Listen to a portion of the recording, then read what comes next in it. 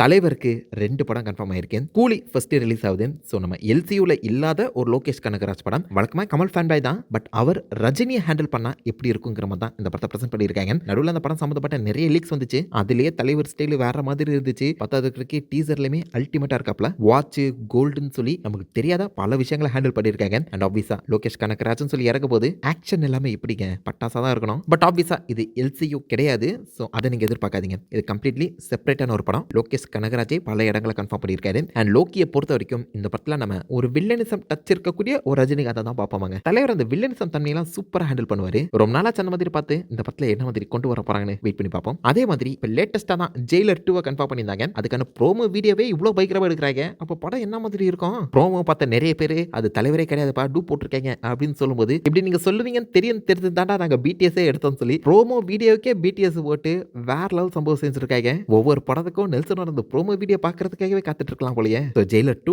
Confirm ஆகியிருக்கு. நம்ம நினைக்கிறத விட பெருசா இருக்க போது, பயங்கரமா இருக்க போது. ஜெயிலர் 1 அதிக கலெக்ஷன் எடுத்திருக்கல சும்மாவா? It's going pan India and possibly இந்த வருஷமே வரலாம். ஒரே வருஷத்துல 2 தலைவர் படம். என்ஜாய் பண்ணுங்க.